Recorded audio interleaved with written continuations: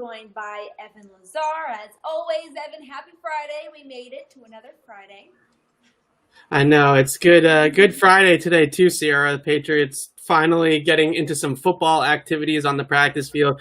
Obviously close to the media so far, but Monday's the big day. That's when the pads go on and camp really starts. That's the official beginning of training camp, truly. When the pads go on, the contact begins, and we can actually start evaluating these guys and stop talking about these guys. We've been talking about them for months and months and months, the hypotheticals, all that kind of stuff, and finally we can have real conversations about football. We heard from a couple of Patriots again today. Bill Belichick this morning, Jason McCourty, then John Simon this afternoon after practice. As always, drop your questions anywhere you see us live, on YouTube, on Twitter. We'll get to them all. I'm going to start with one that we got on Twitter earlier about Bill Belichick's press conference this morning. It says, Belichick said there will be movement in terms of personnel. What do you think he meant by that in terms of signing or moving within position groups with the players they already have? I'm sure it's a little bit of both. It's always a fluid situation with the roster, right? You never really are set at any point, I would say, in the season until maybe post-Thanksgiving. That's when the roster definitely the movement stops a little bit, other than injuries and stuff like that. You don't get a ton of, obviously the trade deadline's passed and you don't get a ton of signings or movements. But I think that they have 4 open roster spots, and the way that Belichick made it sound was like by Monday, I think they're hopeful that they won't have 4 open roster spots anymore. I don't know how many they're going to fill. Sometimes the Patriots do like to be one man short of that limit to have some flexibility to add a guy or subtract a guy or do what they want. So they might keep it around 78 or 79 players, but based off of Belichick's comments, it sounds like they do have some signings in mind to fill out the rest of the spots there. And there has been some movement already within the safety and cornerback position due to opt-outs and off-season movement. Brady here in the comments wants to know, who do you think will be the Patriots' cornerbacks and safeties? He wants you to lock in that secondary. Okay, well, it depends on, let's assume they're in nickel, right? So they got 5 DBs out there. So I think the 3 top corners are still probably going to be Stephon Gilmore, J.C. Jackson, and Jonathan Jones. The safeties gets a little bit more interesting. Do you want to play 4 corners? Maybe the Patriots do feel that getting Jason McCourty on the field might be more productive for them than playing an Adrian Phillips or playing a Terrence Brooks. We obviously know Devin McCourty is going to be back there. So that second safety spot, I'm really interested to see what they exactly do with that spot, because they do have so many versatile defensive backs there that can do everything, right? They can play corner, they can play in the slot, they can play back end. So maybe they do look at that cornerback depth and they say somebody like a Jason McCourty, somebody like a John Jones is a better option for us at safety than, let's say, a Terrence Brooks or a Kyle Duggar in year 1 or Adrian Phillips or whoever it may be. You asked Bill Belichick this morning about Kyle Duggar and what he's seen, and he went on this whole comparison. Was not expecting that. To the ocean and turbulent waters and rough seas, and it was a very in-depth answer. Didn't really tell us anything about Kyle Duggar, but pretty much just said that these rookies have it really tough this year with the limited offseason and preseason programs, and that they're just kind of thrown into the turbulent waters and it's going to get rougher, is what he said. But they're a working group of guys. Our friend here in the comments says, do you think Josh Uche and Duggar will have roles this year, considering how tough it is for them to get up to speed? Yeah, I think Belichick kind of tipped his hand just a little bit there about what this first month of the training camp in the preseason and then also the regular season is going to look like for some of these younger players. I think in this year in particular, in any year, it's difficult for a rookie to get on the field in Belichick's offense or defense. You see guys like Chase Winovich last year. Damian Harris rode the bench the entire year as a rookie. And I think that you see those things in a normal season. And now just imagine in this heightened, time crunch season, how the hell are any of these rookies going to get on the field and perform? So I think that there's a long shot of Uche, Jennings, Duggar, any of them being able to really contribute right away. And I would go with all these veteran players getting those roles instead in the beginning. Guys like Brandon Copeland, guys like John Simon, obviously, Jawan Bentley. They are the guys that are going to have to take on that load early on at least. We have a question here again about Kyle Duggar. Do you see him, if he's not able to get onto the defense right away, do you still see him having a big impact on special teams from the start? Well, he's been returning kickoffs in camp so far. He's been working with the kickoff returners. I don't think he's returned punts specifically yet, but maybe been in that mix as well. So I think that they do see that skill set as a returner, and they do want to take advantage of it as best as they can. And I remember speaking to his coaches at Line Orion, and they were just like, we needed a playmaker back there. We were desperate to find somebody that could return punts for us. And we kind of talked to the old coaching staff when we had the turnover from the new to the old, and they said Duggar can return punts. Give him a chance back there.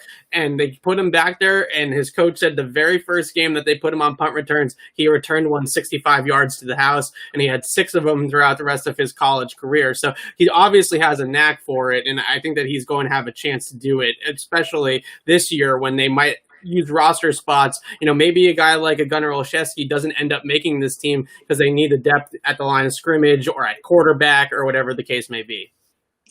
We also heard from Jason McCourty today, and I thought one interesting thing, an unexpected thing that came out of him, his press conference, was that him and Devin never seriously considered opting out, which is not what we were thinking. We were thinking that if there were going to be more Patriots opt-outs, that it would be the McCourty twins. Were you surprised to hear that that was never really the case? They just wanted to make sure that the NFL was on top of their stuff and making sure that the facilities are safe and everything's running smoothly once they get back to I was training. surprised that he said that because Devin didn't say that when we talked to him a few weeks ago or however long that ago. My sense of time is all off at this point. But whenever that was, the very beginning of camp, Devin McCourty definitely made it clear that he was still a little bit on the fence. He actually told Tom Curran as much in a follow-up interview that Curran did just exclusively with Devin, saying that we're really not sure. I'm really not sure yet. I have to wait and see. And I guess what Jason was saying was that, we've waited, we see that it's safe, we see that we can do this safely, and now we're not going anywhere. So I think that it was more of a question about the here and now and him saying, no, we're not going to opt out at this point. But I don't necessarily believe him, or maybe he just kind of was saying it more in this present time than versus a couple of weeks ago, because Devin was pretty clear that he was thinking about opting out. And so it was surprising to hear his brother say that. We have another question here about Steve Belichick, which John Simon was asked about. Do you think eventually Steve Belichick can be a head coach for the Patriots? Well, he's definitely going to be a defensive coordinator for the Patriots, and I think that's going to come very soon. But I think the one thing that you've seen with Belichick is that he doesn't want it to look like from the outside that he's just handing his kids important roles on his coaching staff.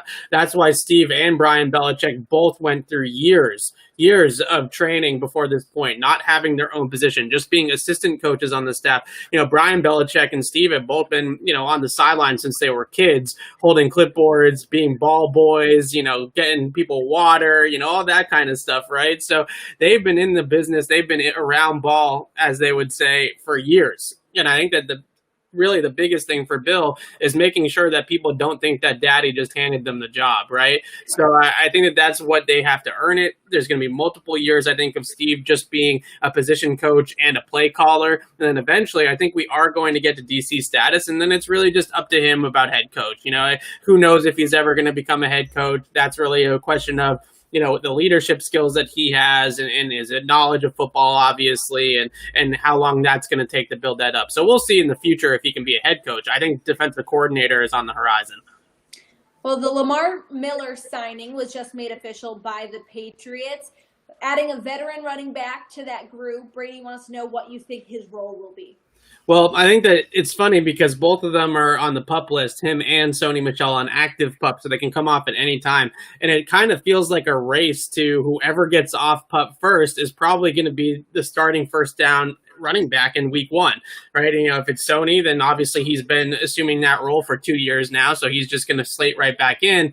And if it's Lamar Miller, I think what he brings to the offense is that speed, right? That 4.34 speed that Sony doesn't have. That's a different kind of dynamic, a different kind of element to the offense from a running back standpoint that the Patriots haven't really had. They had the versatility with guys like Rex Burkhead. They have Sony Michel, who's a good between the tackles back and early down back and can handle a workload of 200 plus carries in a season, but neither one of those guys are 4-3 guys like Lamar Miller. So that's the difference there, is that speed, that ability to get to the edge, that ability to gash defenses around the corner really makes the defense respect that a lot more. And now the cutback lanes and the different options between the tackles really open themselves up a lot more. So speed is the big thing. The second biggest thing is whoever comes off pup first. It's a race, right? Whoever comes off pup first, that's the guy that's probably going to get the ball on 1st and 10, in the kickoff on, was it September 10th, September 11th? Something like that. Yeah.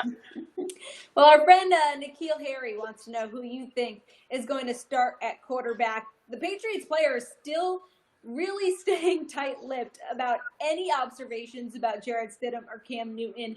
All the questions individually pointed at one of those two. They make it generalized. So really trying to keep the storyline of it being an open competition here. But right now, who do you think is the starting quarterback? Well, from everything that I've heard, and I know it's extremely early on, but Cam Newton has gone down there and he has owned the room, right? And this is something similar to what people will say about Tom Brady, Aaron Rodgers, Drew Brees, go right down the line of all Patrick Mahomes, all the great quarterbacks. When they walk into a room, their energy and their vibe is infectious. You can feel it. You feed off of it. Players gravitate towards it. And, that's really, Bill Parcells used to call them planet players. And he used to call them planet players because first of all, they're one of a kind, right? There are not that many planets out there. Second of all, it's because the gravity that they have towards the rest of the players on the roster, it's infectious. I think that's what you've seen with Cam Newton so far. That's not to say that Jarrett Stidham's not talented or Jarrett Stidham doesn't have a chance in the competition, but Cam conducts himself like QB1. He looks like the starter. He acts like the starter. He has the mojo of the starter. And I think that's really telling in a lot of cases. And I still think it's going to be Cam for a lot of other different reasons, schematic reasons, football reasons. But I think when you see that and you hear that from people that he has really owned that room and he's really earned the trust already and earned the kind of confidence already from the rest of his teammates, that's starting quarterback stuff right there. Absolutely. And Doug wants to know if anything's been learned in regards to who will be starting at right tackle. Has anyone been taking some snaps there at practice that you know of? Well, so far it's been Yodny Kajust, Jermaine Illuminor, Corey Cunningham. Those are the guys that have been getting reps there. And I think it's pretty surprising that Illuminor has gotten reps there because he was really somebody that they looked at as a guard all of last year. And now they're flipping him out to right tackle, obviously out of necessity. So you understand that they want to build the depth there. I still think that the leader in the clubhouse is Kajust. I think they want it to be Kajust. We all want it to be Kajust because that means it was a good pick probably if he's out there playing. So that's, I think, who they wanted to win the job, similar to Cam, right? They want Cam to be the starting quarterback, but if it ends up being Stidham, they're not going to be upset if the best player is out on the field. So I think they want it to be Kajust, but at the end of the day, if Cunningham ends up outplaying him or Illuminor ends up outplaying him, then that's where we go for that instead. I have a question. Could Bill run a 2 QB strategy this season? Well, it's interesting because I thought that this was crazy at first, right? And I thought that there was no way that this was possibly going to happen. But then if you can definitely start to talk yourself into it a little bit, just hear me out, right? I think that the instance of it working is in that first month of the season, if they decide, all right, we had 14 padded practices, there was no preseason games, there was no joint practices, that's just not enough of a true competition to see who really is the best player for us.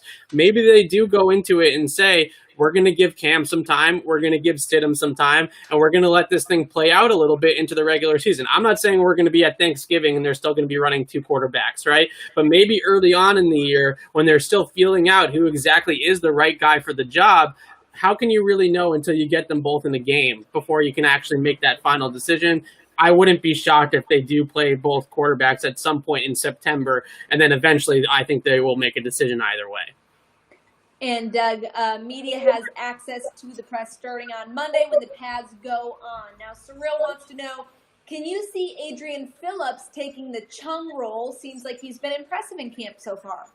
Yeah, definitely. I think that this is one of the more underrated signings for sure for the Patriots. And Adrian Phillips is one of those guys that doesn't get a lot of pub, doesn't get a lot of love from people on the outside. But when people in the inside on his teams, the Chargers, for instance, his last team, they speak extremely highly of this guy, of his intelligence, of his football IQ, his ability to play multiple spots in the defense. He was actually a defensive play caller for the Chargers for a while, so that just kind of tells you what he has between the ears. And then he's also a very versatile player and has sort of that Chung body type and that Chung endurance and the ability to play both in the slot or in the box as a kind of a pseudo linebacker or safety. And I think that that's sort of where they see Adrian Phillips going as well. So I think that he definitely has a chance to take on a lot of the workload that Chung left behind, especially if Duggar is a little bit, kind of getting used to the NFL still.